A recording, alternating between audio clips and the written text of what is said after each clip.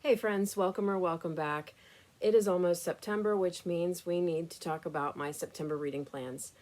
I have fallen behind a little bit between reading challenges and NetGalley arcs and buddy reads, and I have too many books to read, so I needed to do a little bit of prioritizing. Okay, let's talk about reading challenges first.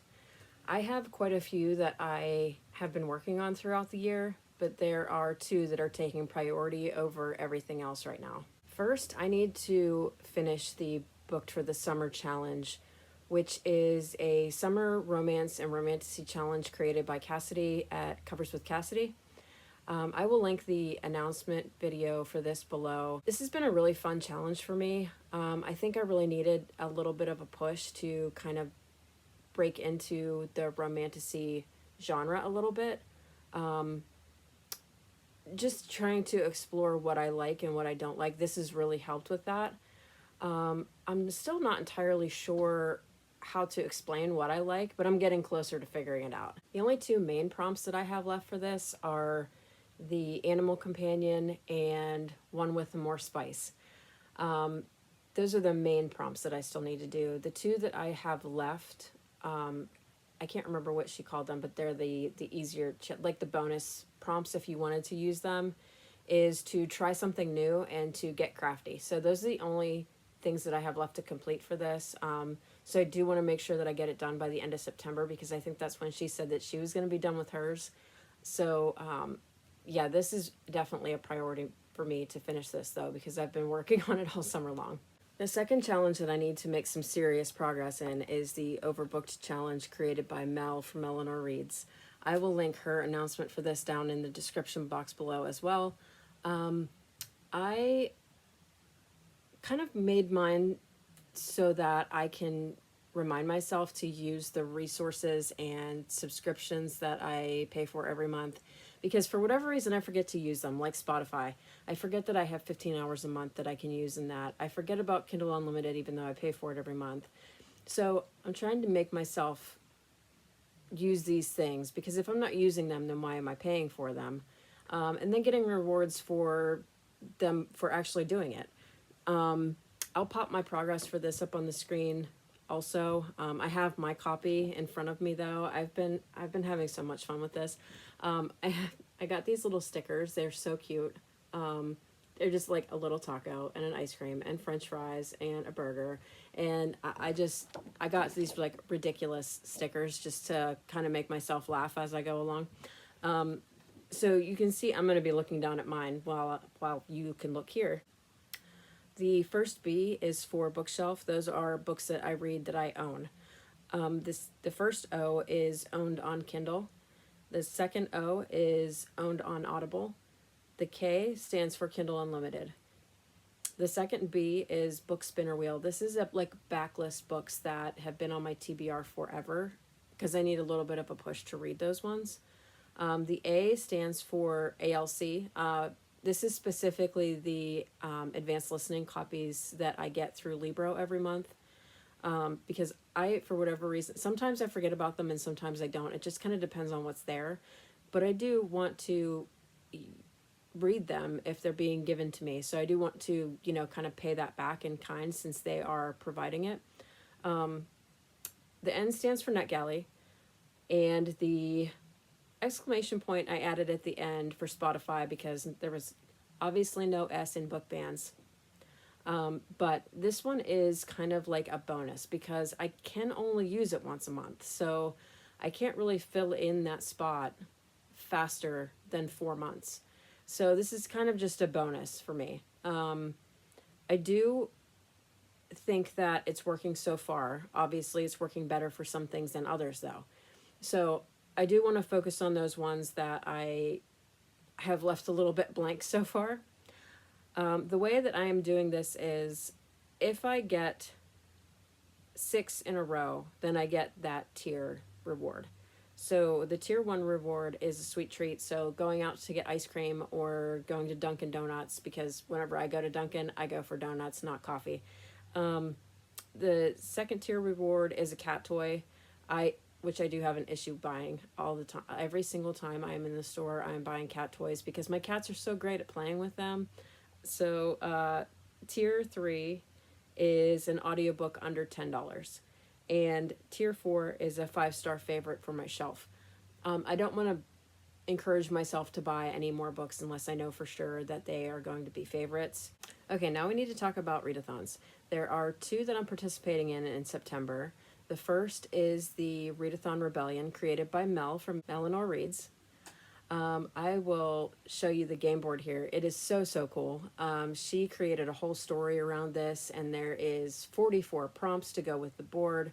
I am going into this almost completely blind. I didn't look at any of the cards. I didn't look at any of the prompts except for the 4 main objectives, which is all you have to do in order to complete this game board. I'm going to try and do all 44. I do have a lot of options for the 4 main objectives, though. I do plan on doing vlogs for these every Sunday. They will be available. Because I don't know what the prompts are, I'm expecting that they're going to be chaos. I hope we're all here for that.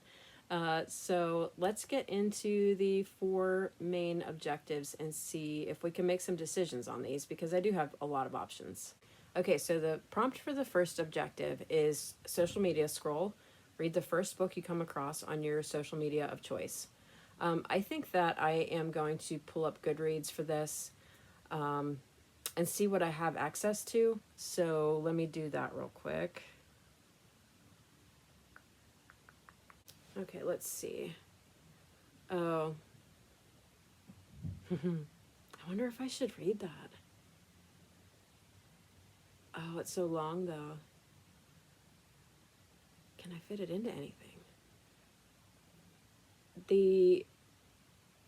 Oh.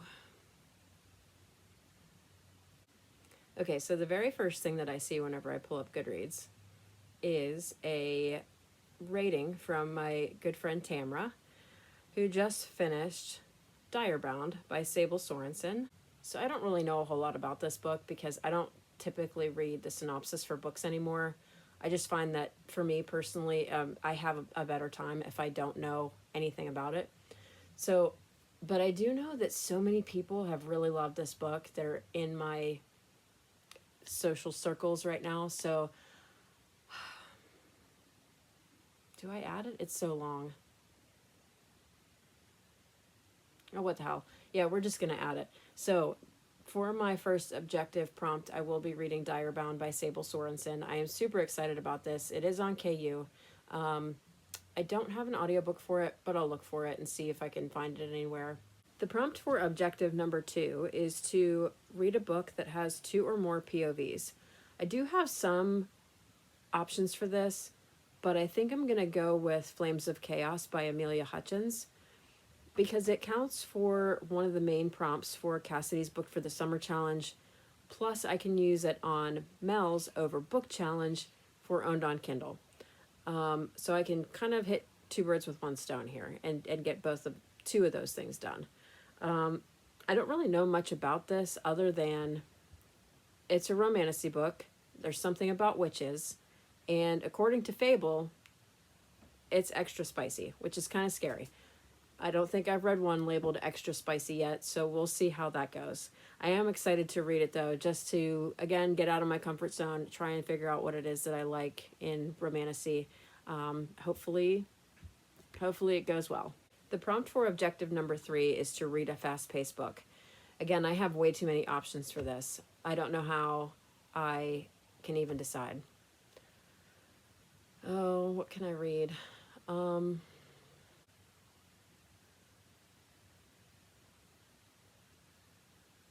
I think I'm going to read Julie Tudor is Not a Psychopath by Jennifer Holditch, because I can, again, do 2 things with this. One, I own the book physically, so I can count it towards Mel's Overbook Challenge for a book that's on my bookshelf. Plus, I have the ALC for it through NetGalley, so I can knock one of those off also. So I think that's what I'm going to go with for objective number 3. Objective number 4 is to read a book with an action word in the title. This one was actually really easy because I have a book that I have to read for an in-person book club. All the Sinners Bleed by S.A. Cosby. I know nothing about this other than I have to read it for an in-person book club. I've heard great things about it though, so I'm really pumped to read this one. The other readathon I'll be participating in is Halloween-a-thon, created by Kelsey from Slime and Slashers. I love Kelsey. I love this event so much. She has done so many different things for people to be able to participate in this. She has bingo boards. She has a game board. She has a whole big list of prompts that you can choose from. I'll show a picture of the game board here. That is what I'm going to be using.